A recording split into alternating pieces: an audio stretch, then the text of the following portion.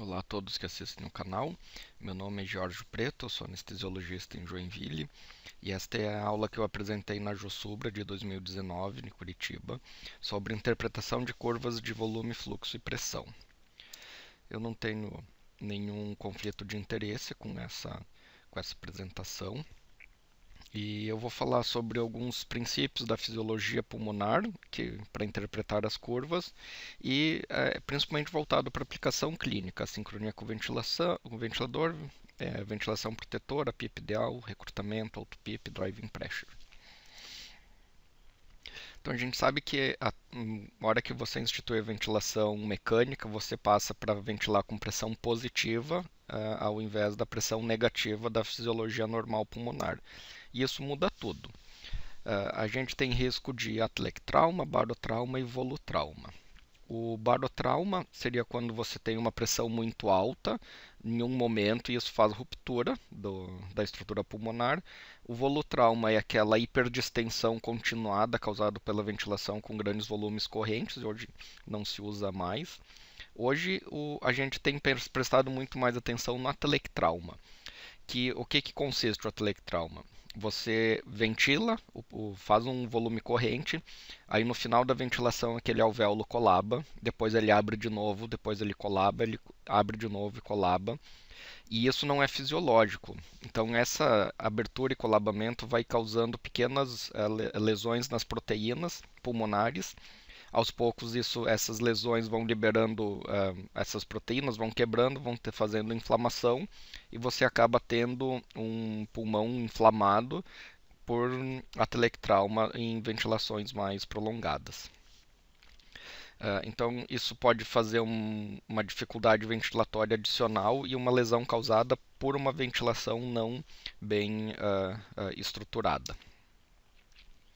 A gente sabe que tem pacientes com várias patologias pulmonares que a gente atua e a gente avançou muito nos últimos anos. Os ventiladores hoje são muito mais fáceis, melhores, mais precisos. Tem os ventiladores microprocessados, tem modos de assistência.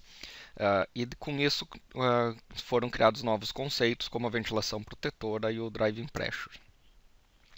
A gente sabe que a ventilação e a perfusão não são distribuídas de maneira igual no pulmão. Tem áreas mais perfundidas, outras mais ventiladas, e isso faz parte da fisiologia normal do pulmão. Então, tem alvéolos que são naturalmente mais aerados e outros que são menos aerados.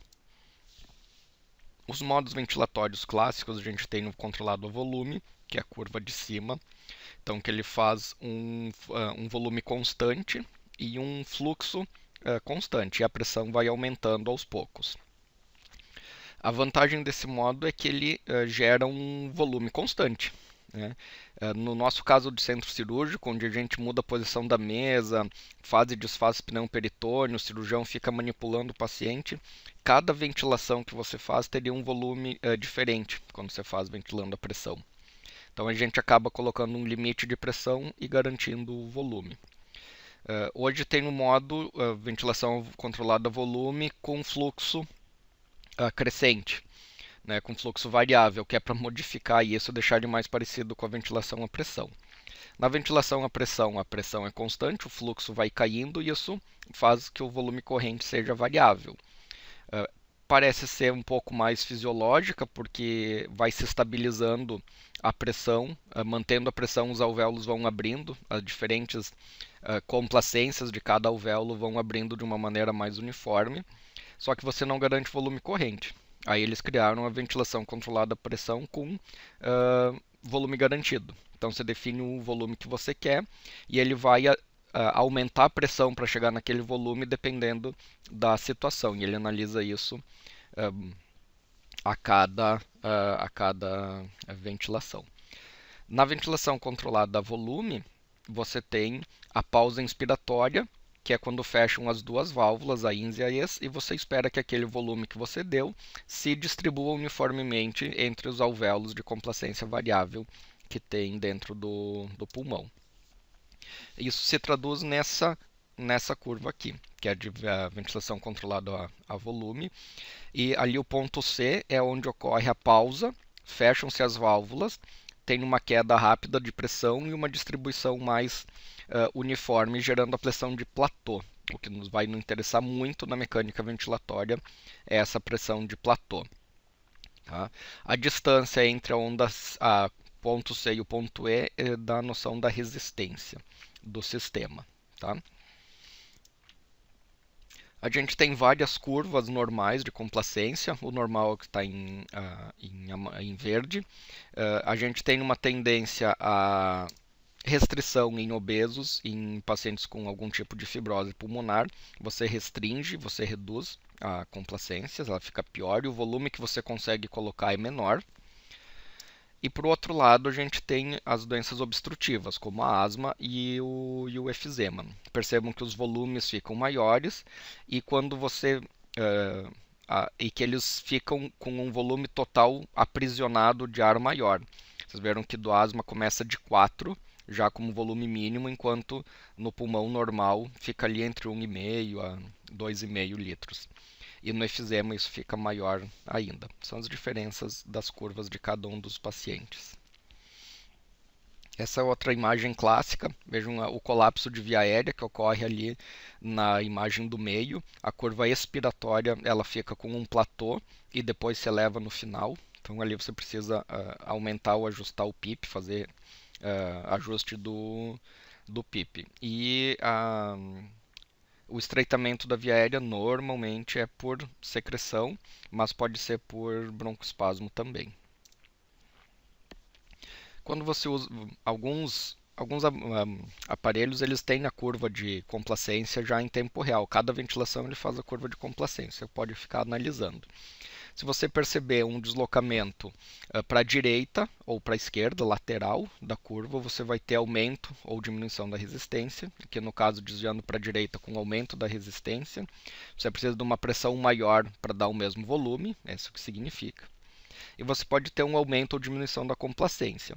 Se com a mesma pressão você gerar mais volume, é porque você tem uma complacência maior. Isso você consegue analisar a cada ventilação.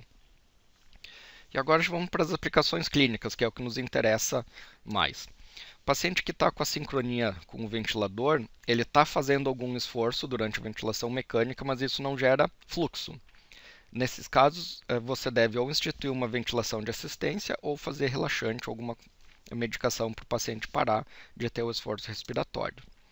Isso é uma curva clássica de esforço. Vejam aquelas inflexões na linha de base, ali que seria a linha de PIP.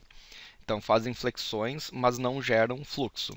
A hora que você faz o ajuste do paciente, cada inflexão negativa de pressão gera uma onda de fluxo. Então, na imagem B, o paciente está sincrônico com o ventilador.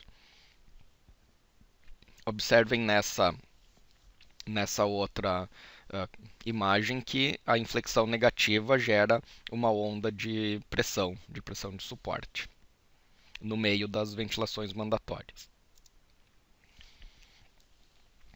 O pessoal tem muita dúvida sobre qual é que é o local do SMV e do PSV na ventilação.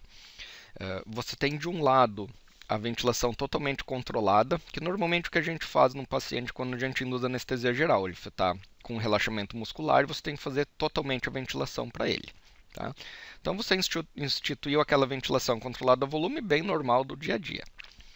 Do outro lado, o mínimo de assistência que você pode dar para um paciente é um PSV com 5 de suporte e 5 de PIP.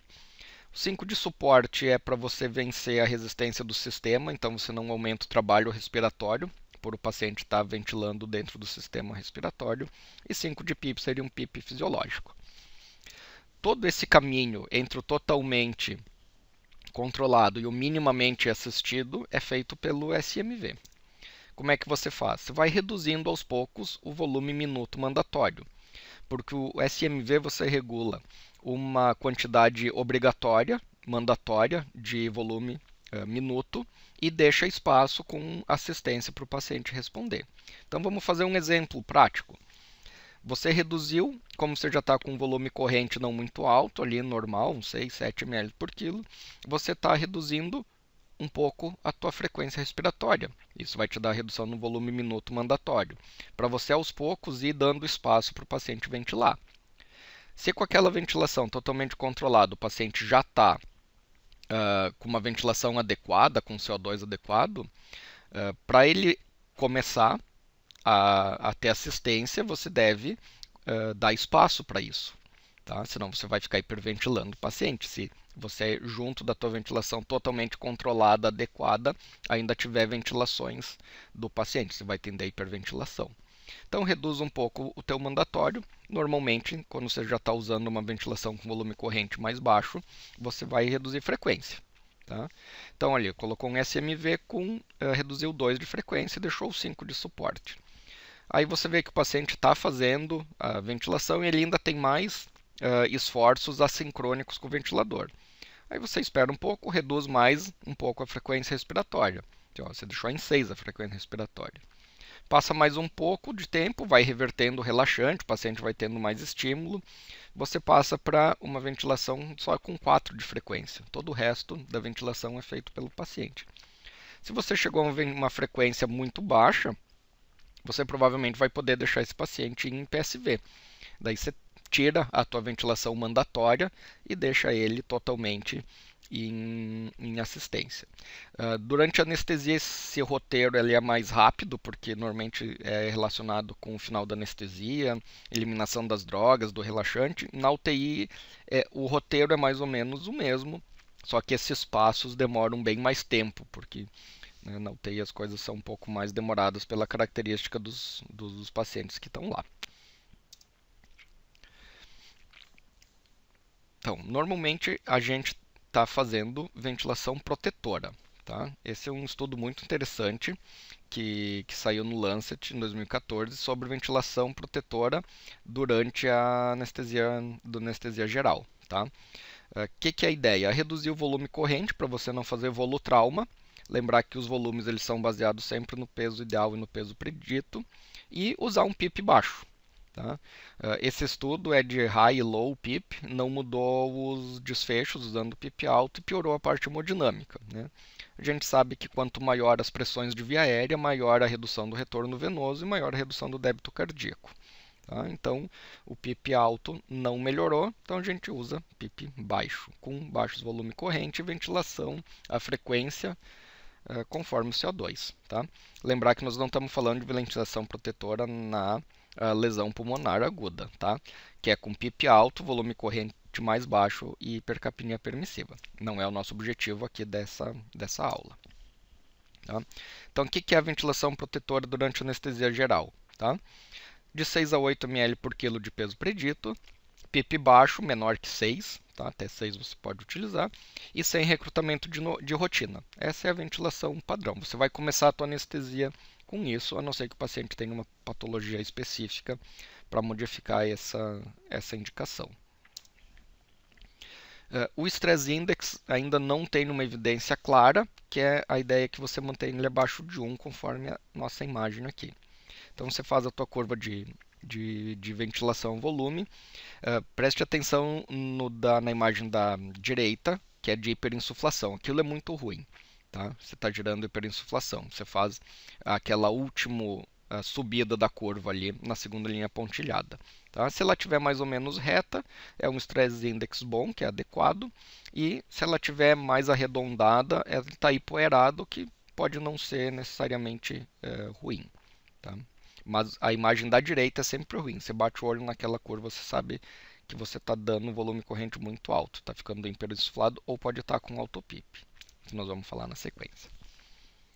Em relação ao PIP ideal e recrutamento, a gente sabe que a indução da anestesia geral, com relaxamento, subida do diafragma, a gente faz a telectasia de base em todos os pacientes. Tá? E a gente sabe que a telectasia que duram por muito tempo são associadas a complicações pós-operatórias, principalmente a infecção, o que gera um aumento de morbidade e tempo de internação. Lembrando que o uso de FiO2 altas aumenta a incidência de atelectasias por absorção. Só que também a gente sabe que quanto maior o PIP, menor o retorno venoso, menor o débito cardíaco. Então a gente tem toda uma ideia de como achar o PIP ideal nos pacientes. O ponto de baixo ali, que é o ponto de inflexão inferior da curva de complacência, é o PIP ideal. Tá? Acima do ponto superior de inflexão, a gente sabe que você começa a fazer hiperdistensão. No gráfico isso é lindo, fácil, bonito, mas como que a gente vai achar isso nos nossos pacientes? É isso que nós vamos abordar agora. Tá? A gente sabe que a zona aqui escura da esquerda, em cinza, ela é a zona de atelectrauma. É aquela parte onde você está gerando uma pressão inicial só para abrir o alvéolo. E da hora que acaba a tua ventilação, ele fecha. Tá? E daí faz a telectasia e daí você abre de novo no próximo ciclo. Isso vai gerar reação inflamatória e vai prejudicar a ventilação. Na outra zona cinza, lá de volutrauma, da direita, a gente sabe que você está fazendo hiperdistensão dos alvéolos, o que vai gerar a mesma lesão de proteína e inflamação. Então, são dois lados da mesma coisa. Tá? Ou o atelectrauma ou o volutrauma geram lesão da estrutura alveolar, e essa lesão gera inflamação, e isso a médio e longo prazo causa complicações e piora a ventilação. Então, o PIP ideal está sempre ali na inflexão inferior da curva de complacência. Tá, isso é muito bonito na teoria, no gráfico. Como que a gente vai achar isso no nosso paciente? Tá? Lembrando que essas curvas, nós estamos falando aqui, não é de lesão pulmonar. Vocês vejam as curvas coloridas ali, que é diferente na lesão pulmonar aguda. Tá? A ideia é a mesma, mas as curvas mudam um pouco. Como que nós vamos achar o nosso PIP ideal num paciente durante anestesia geral? Aqui eu vou dar uma sugestão. Existem outras, mas essa é uma sugestão que você consegue fazer em praticamente qualquer aparelho moderno, tá? Dos atuais. Você coloca a ventilação controlada da pressão, deixa uma pressão fixa, pode ser 15, 20, pode ser até menos, 10, dependendo da complacência do paciente. Tá?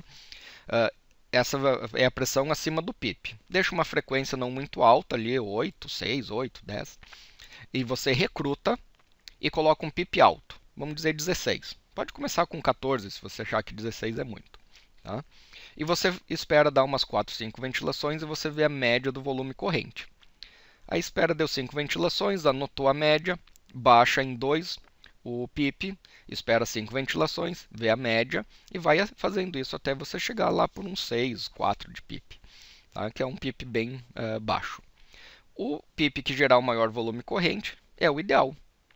Tá? É quando você vai ter toda a tua variação de pressão dentro da parte mais favorável da curva de complacência. Se é a parte mais favorável, ela vai gerar um maior volume corrente, porque está na parte mais favorável. Vamos colocar o nosso exemplo aqui num passo a passo. Tá? Aqui na direita, agora em azul, o mesmo exemplo. Então vamos lá. A gente colocou um PIP de 16. Isso gerou na média um volume corrente de 300. Baixamos para 14 e gerou 330, na média das 5 ventilações. Depois nós baixamos para 12, deu 380. Para 10, 430. Para 8, deu 410. Para 6, 390. E para 4, 370. Qual é o nosso PIP ideal? Isso é muito fácil de fazer. Em 2, 3 minutos à beira do leito você consegue fazer isso com um aparelho que te dê o volume corrente. Você só precisa saber qual foi o volume corrente que ele deu para o paciente. Qualquer aparelho consegue fazer isso. Vamos colocar esse exemplo aqui na nossa curva de complacência. Vamos juntar as duas coisas. Exemplo prático com a curva teórica. Então vamos lá. A gente sabe que dali para a direita é hiperdistensão. Ali nessa zona da esquerda é atelectrauma. Tá? A gente colocou 15 de pressão, 8 de frequência, com 16 de PIP, ó, e gerou 300 de volume. Ou seja, boa parte da nossa variação de pressão, que é representada por essa flecha azul, está dentro da zona de hiperdistensão. Aí a gente baixou um pouco, a gente começou um pouco mais para a esquerda da curva, mas ainda a ponta da direita está dentro da zona de hiperdistensão. Ó, ainda temos um pouquinho dentro da zona de hiperdistensão. E o 10, ele não chegou a entrar na zona de atelectrauma e não está entrando na zona de hiperdistensão. Por isso que ele é o PIP ideal, achando o paciente aqui dentro da curva.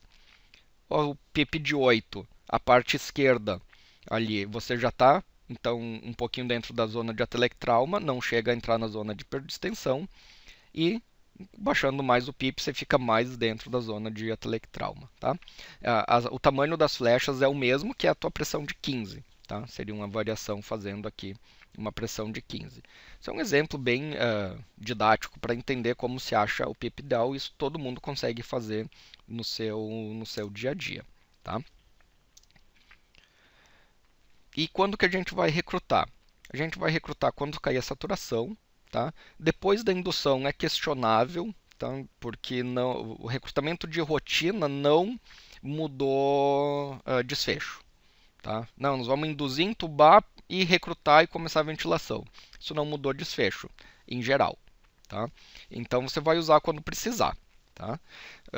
A FO2 você usa baixa para não mascarar a shunt. Tá?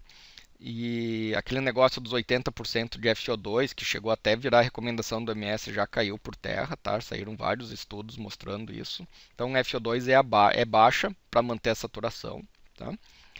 E você vai sempre aumentar o PIP se você precisar um segundo recrutamento. Porque às vezes você faz um recrutamento, põe tá com um PIPzinho básico ali, e o problema é que aquele PIP não estava abrindo a área que está telectasiada. Você recrutou, abriu, aquele PIP vai mantê-la aberta.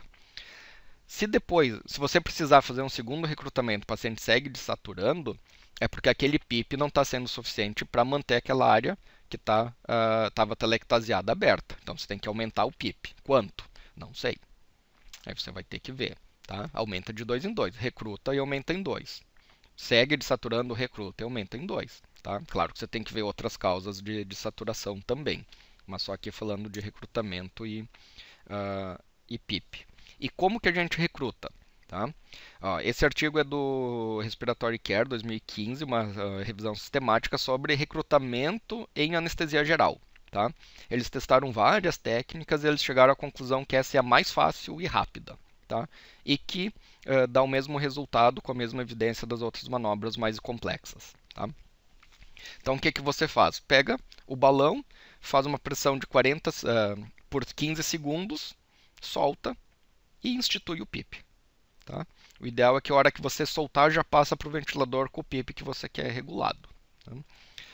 O pessoal da UTI fica meio achando estranho a gente fazer essa manobra, porque lá eles não têm o balão para fazer a pressão inspiratória. Então eles fazem lá dentro do ventilador, normalmente com programação expiratória, aumento de pressão inspiratória, PIP alto, é outra técnica, mas que no fim dá no mesmo.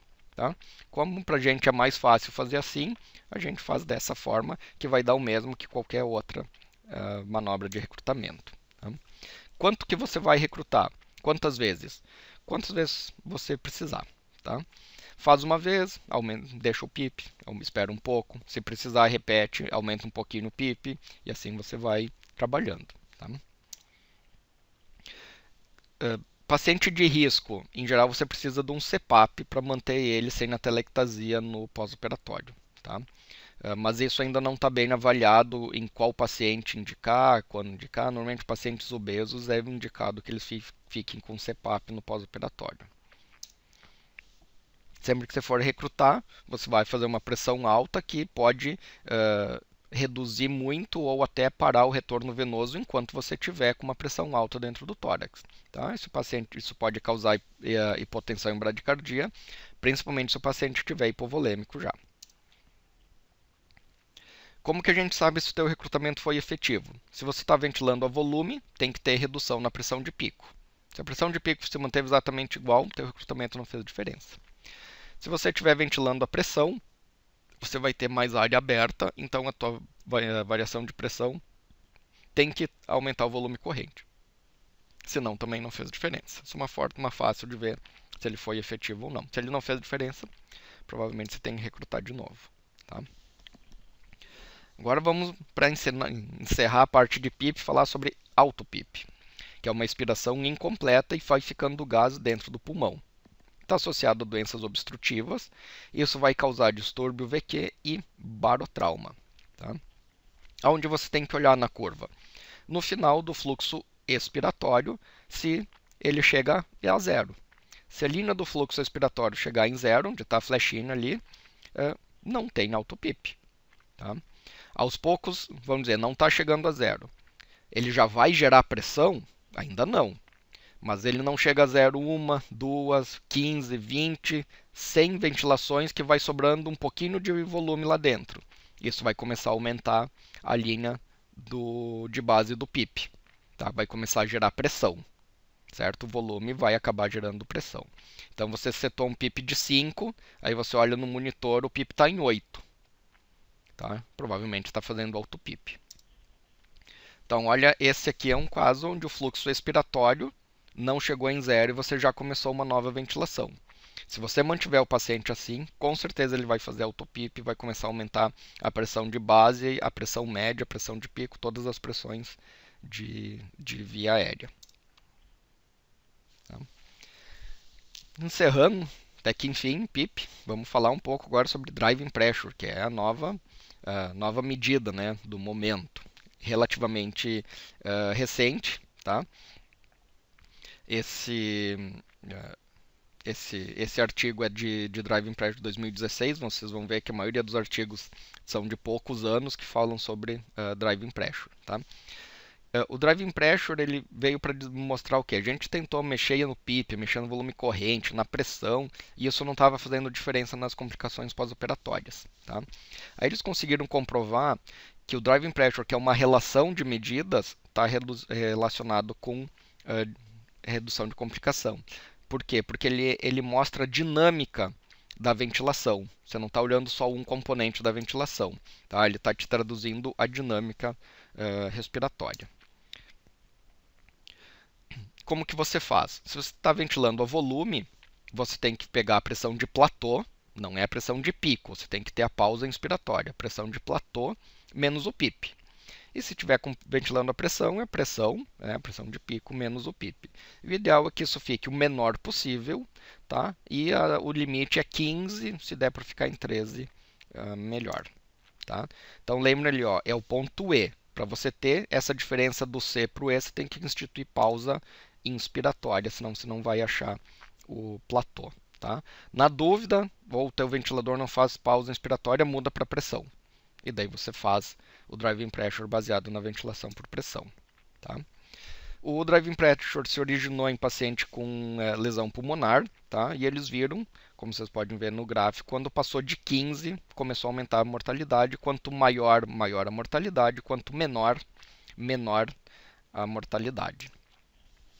Eles tentaram ver só a variação da pressão, ou só ir aumentando, diminuindo o PIP. A única medida que mudou o desfecho foi o driving pressure. Tá? Por isso que ficou tão importante. Esse foi o artigo clássico que lançou o driving pressure do ponto de vista estatístico, porque ele já existia antes, né? Foi do New England em 2015. Tá? E daí começou a aparecer na anestesia geral. Depois, um ou 2 anos depois, já começaram a ter os artigos em anestesia geral. Tá? Como que você faz? É uma sugestão de conduta. Tá? Você começa a tua ventilação como você faz sempre, todos os dias. Tá? Usa ventilação volume? Então tá. Põe lá a ventilação volume. Se a tua pressão de pico menos o PIP estiver abaixo de 15, o driving pressure vai estar, porque a pressão de platô é sempre menor que a de pico. Então você coloca lá a tua ventilação. Tá com o PIP, a pressão de pico em 20, o teu PIP em 5, tá? Vai dar 15. Então, com certeza o teu driving pressure está adequado. Então esquece, segue tua anestesia assim, nem vai olhar o resto. Tá? Se o paciente, se a tua pressão de pico menos o PIP tiver acima de 15, aí sim, tem que colocar a pausa inspiratória ou mudar para pressão e começar a monitorizar o driving pressure. Tá? Talvez tenha que reduzir os volumes correntes, aumentar um pouco o PIP para você ajustar melhor a tua ventilação. Isso significa que a tua ventilação precisa de ajustes. Tá? Então, sugestão bem facilzinha. Tá?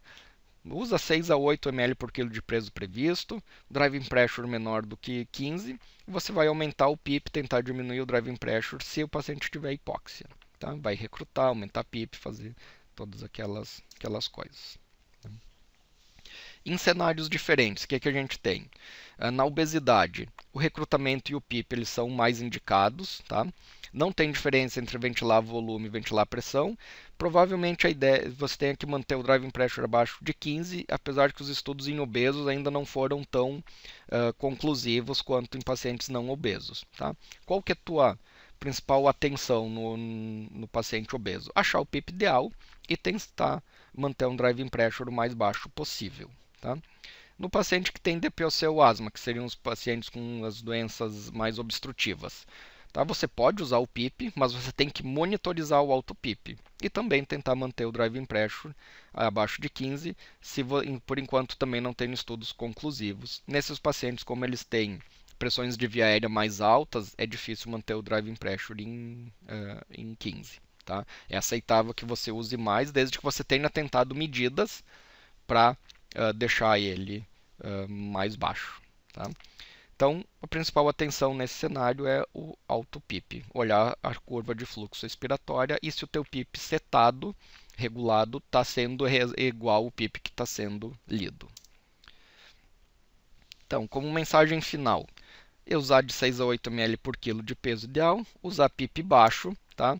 FO2 necessário para manter a saturação, recrutamento se necessário, lembrar que talvez tenha que aumentar o PIP depois, e em todos os pacientes tentar manter o driving pressure o mais baixo possível, e sendo que 15 seria o nosso limite da normalidade. Quanto menos, melhor.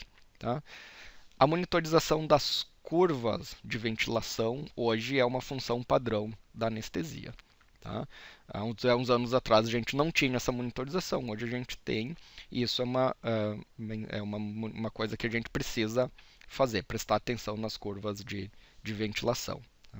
Muito obrigado para quem ficou até o final. Tem mais aulas aí no canal e as outras aulas que eu vou apresentar em congresso eu vou colocar aqui. Então se inscreve ali no canal que quando eu colocar alguma aula nova você vai ser avisado.